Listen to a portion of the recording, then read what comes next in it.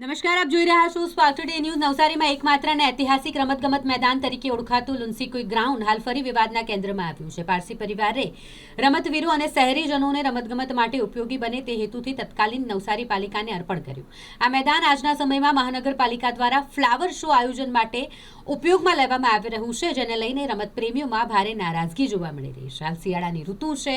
વહેલી સવારે અને સાંજના સમયે અહીં શહેરીજનો ગ્રાઉન્ડ પર વ્યાયામ, વોકિંગ અને ક્રિકેટ જેવી રમતો રમવા માટે આવતા હોય, પરંતુ ફ્લાવર શો માટે તડામાર તૈયારીઓ શરૂ થતાં જ ગ્રાઉન્ડનો મોટો ભાગ બંધ કરી દેવામાં આવ્યો છે, જેના કારણે નિયમિત અહીં રમત માટે આવનારા ખેલાડીઓ અને આરોગ્ય પ્રેમીઓને ભારે હાલાકી ભોગવવી પડી રહી છે।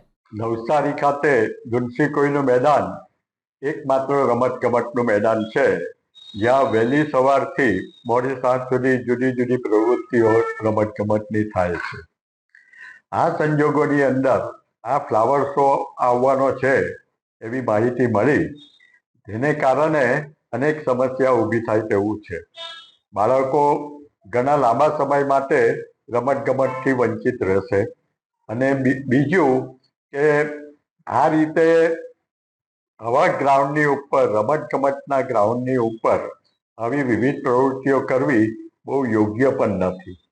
હાલમાં પણ જે રીતે અંદર પુરાણ વગેરેનું કામ ચાલી રહ્યું છે, તેને કારણે ચારે તરફ માટી અને જે ડમરીઓ ઉડે છે, તેને કારણે મહા પોલ્યુશન પેદા થવા પામેલું છે। બીજી એક વાત છે કે અહીં જ્યારે ફ્લાવર શો બહુ મોટા પ્રમાણમાં થઈ રહ્યો છે, ત્યારે મોટા પ્રમાણમાં લોકો પણ અહીં આવશે।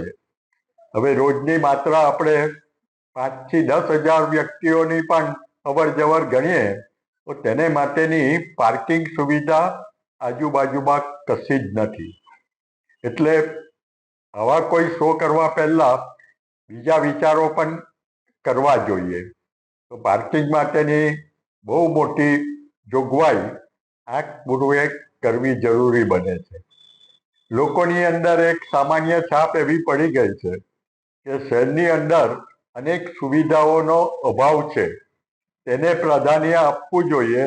તેની જગ્યાએ શહેરની અંદર માત્ર રંગરોગાન અને શોપીસ જેવું જ કામ થઈ રહેલું છે, તેને કારણે લોકોની અંદર એક વિવિધતા પેદા થયેલી છે કે આ રીતે નગરપાલિકા જ્યારે એનું ચૂંટાયેલું બોડી નથી, ત્યારે કોઈ એક જ વ્યક્તિ નિર્ણય કરે અને તેને અમલમાં મૂકે, એ પણ લોકશાહીની દ્રષ્ટિએ યોગ્ય નથી। તો નવસારી નગરપાલિકાને, મહાનગરપાલિકાને નમ્ર વિનંતી કે શહેરના અન્ય પ્રશ્નો જે ઉભેલા છે તેને પ્રાધાન્ય આપે અને આવા કાર્ય કરવા હોય તો તેને માટે થોભો અને રાહ જુઓ। નવસારી મહાનગરપાલિકા દ્વારા હાલમાં જ લુન્સીકુઈના ગ્રાઉન્ડ ખાતે એક ફ્લાવર શોનું આયોજન કરવામાં આવ્યું છે।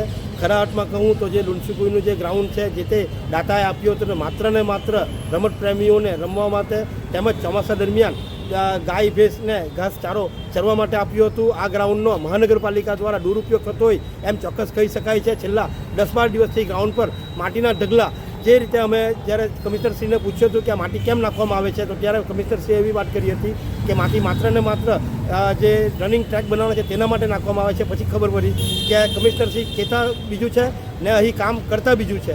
એટલે ખરા અર્થમાં કહેવામાં આવે તો જે લુન્સીકુઈનું ગ્રાઉન્ડ છે તે રમત પ્રેમીઓને મળવું જોઈએ। એમાં ફ્લાવર શો કે નવસારીમાં જે પ્રમાણેની જરૂરિયાતો છે, પીવાના પાણીની, ડ્રેનેજની સમસ્યા છે, રસ્તાઓની સમસ્યા છે, તેમાં બજેટો ફાળવવું જોઈએ કે આ ફ્લાવર શોનું નવસારીમાં કોઈ જ કંઈ કામ છે નહીં મળે। અહીં ચોક્કસ એક કહેવત ઉક્તિ સાચી પડે છે કે રામકી ચીડિયા રામકા કેટ, ખાવો ચીડિયા ભરભર પેટ।